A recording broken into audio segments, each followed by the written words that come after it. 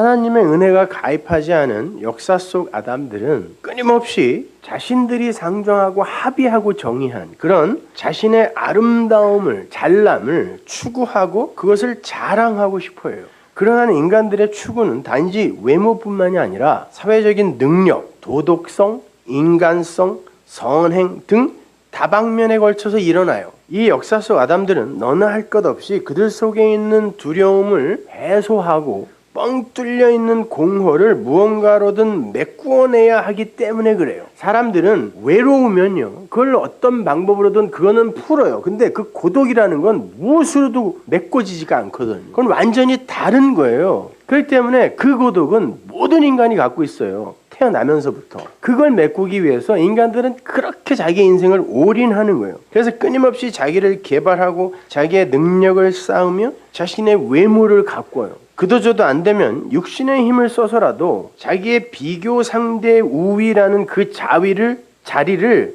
점거하고 싶어 해요. 그래서 힘 있는 이들이 모여서 무슨 폭력 집단을 결성하기도 하고 그것으로 자기를 과시하고 자랑하려고 그래요. 그것밖에 없기 때문에 그래요. 자비, 온유, 선행, 여러분 그거를 좋은 거예요. 좋은 건데 그것밖에 할 수 없어서 그것으로만 나를 드러내려고 하는 그건 사실 비루한 겁니다. 그건. 사람들은 그러한 그 스스로 강해지려는 시도, 스스로 자랑스러운 자가 되고 싶어하는 그 욕망, 그 스스로의 힘으로 구원에 이르고 싶어하는 그 저질스러운 욕구로 자기의 고민을, 고독을 메꾸려고 해요. 성경은 그걸 뭉뚱그려서 죄에 그래요. 그 죄래요, 성경은요. 사람들은 신앙생활도 그런 식으로 합니다. 스스로를 열심히 가꾸고 단장하고 성숙시켜서 하나님 앞에서의 당당한 나를 구축하려고 그래요. 그리고는 그것을 나의 구원의 자격으로 삼아요. 스스로. 그리고 그렇게 사는 것이 하나님의 영광을 위해 사는 것이라 스스로 자위하며 살고 있는 거예요. 그들은 입만 열면 하나님의 영광을 위한다고 너스레를 떨죠. 그것이 하나님을 사랑하는 것이며 그렇게 하는 것이 의인의 삶이고 그렇게 하는 것이 하나님께 영광을 돌리는 삶을 사는 것이라고 착각하고 있는 거예요. 나의 정성과 나의 열심 그리고 나의 변화와 나의 성숙이 하나님께 드리는 치성, 최고의 정성이 된다고 생각하고 자신을 가꾸는 거예요. 그리고 자기의 생각에 자신이 그러한 자격이 있는 사람이 되었다라는 생각이 들면 당당한 자신감으로 하나님 앞에 서서 이렇게 당신의 영광을 위해 열심을 부린 나를 이뻐해 주세요. 칭찬해 주세요. 나를 기뻐해 주세요. 라고 요구하고 싶은 거예요. 당신의 기쁨을 위해서 내 몸을 이렇게까지 아름답고 성숙하게 가꾸고 왔으니까 내 사랑을 받아달라는 것입니다. 그게 진짜 하나님을 사랑해서 그러는 거예요? 아니면 자기를 사랑해서 그러는 거예요? 그러한 왜곡된 신앙생활로 치성을 들이는 사람들은 그렇게 해서 성취해낸 충만한 그 자존감과 비교 상대적 우월감에 아주 만족스러워하면서 살아요. 그래서 그들의 열심은 시간이 갈수록 더욱더 치열해집니다. 나중에 집도 팔아요. 가족도 없어요. 그게 정말 하나님을 사랑하는 삶일까요? 그렇게 하면 정말 하나님께 영광을 돌리는 삶을 사는 겁니까?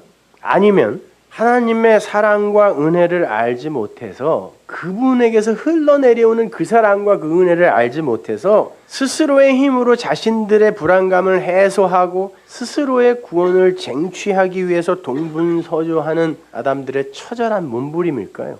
여러분은 정말 하나님을 사랑하십니까? 보이지 않는 그리고 본 적도 없는 그분을 정말 사랑하세요? 혹시 사랑하고 싶고 사랑해야 했던 주변 사람들에 대한 실망 때문에 보이지 않는 어떤 대상을 사랑의 대상으로 삼아 그 대상의 이름을 그냥 하나님이라고 이름 지어놓은 건 아닙니까? 성경은 인간의 직접적인 하나님 사랑을 불가능이라고 못을 박습니다. 그래서 그러한 인간들의 치사랑을 이웃을 향한 내리사랑으로 확인하라. 그 방법밖에 없으니까 그것으로 확인하라 라고 말씀을 하시는 거예요. 잘 생각해 보세요. 주님은 온 율법, 온 하나님의 말씀, 그 하나님의 말씀 전체가 하나님 사랑과 이웃 사랑으로 그렇게 완성이 된다라고 말씀하셨어요. 그리고는 그 둘이 정확하게 하나다라고 이야기를 했어요. 그 둘은 같은 거야라고 이야기했어요. 왜 굳이 그런 이야기를 했을까요? 마태복음 22장 36절 보세요. 선생님이여 율법 중에 어느 계명이 크니까? 예수께서 가라사대 네 마음을 다하고 목숨을 다하고 뜻을 다하여 주 너의 하나님을 사랑하라 하셨으니 이것이 크고 첫째 되는 계명이요 둘째는 그와 같으니 내 이웃을 네 몸과 같이 사랑하라 하셨으니 이 두 계명이 온 율법과 선지자의 강령이니 둘째는 그와 같으니 해서 이 둘째가 듀테로스가 짝이란 뜻이에요. 우리 창세기에서 배웠죠? 샤네 짝 두오 있죠. 두오에서 나온 단어예요. 짝이야. 이 둘은 그냥 짝이야. 그리고 그와 같으니 이거는 호모에서 나온다. 호모 잘 알죠? 호모. 같은 거다 이 말이에요. 이 둘은 정확히 같은 거야. 이렇게 이야기한다니까요. 하나님 사랑은 이웃 사랑이라는 것을 짝으로 하여 나타난다. 이렇게 이야기를 하고 있는 거예요. 그래서 사도들은 아예 하나님 사랑의 부분을 빼버리고 이야기하기도 했어요. 갈라디아서 5장 14절 보세요. 온 율법은 내 이웃 사랑하기를 내 몸같이 하라 하신 한 말씀에 다 이루었느니라. 하나님 사랑은 어디로 사라졌네. 야고보서 2장 8절 너희가 만일 경에 기록한 대로 내 이웃 사랑하기를 내 몸과 같이 하라 하신 최고한 법을 지키면 잘하는 것이거든요. 아니 아무리 주님이 하나님 사랑과 이웃 사랑은 같은 것 호모이오스 같은 것이다 라고 말했다 손 치더라도 솔직히 하나님 사랑이 조금 더 가치 있는 것 같이 보이지 않아요? 근데 왜 사도들이 굳이 그걸 다 빼버렸을까요? 인간들은 하나님을 사랑하라 라고 하면요 그걸 즉시 섬김, 드림으로 재해석해버려요. 그래서 선지서에서 너희들이 드림으로 망한다 이렇게 이야기하는 거예요. 언제 하나님이 너한테 드리라 그랬니? 그 드리라는 건 하나님이 너희에게 주는 것이 무엇인지를 알아먹으라는 이야기 아니었어? 이 이야기 하잖아요. 유일한 유한의 인간들이 무한의 하나님을 사랑할 수 있는 방법은 섬김밖에 없어요.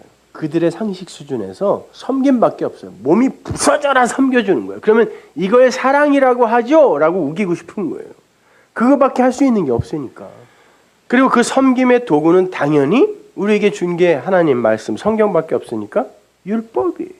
율법으로 자신을 담금질해서 인간 중에 인간이 됨으로 해서 이쁜 여자 중에 이쁜 여자가 되어서 하나님이 기뻐하신 자녀로 거듭나고 싶어하는 거예요. 그게 아담들의 자기 구원 프로젝트예요. 근데 실제로 그렇게 여자들이 이뻐지고 싶은 게 진짜 남편을 위해서예요? 아니면 자기를 보는 다른 이들을 위해서입니까? 자기 위해서예요.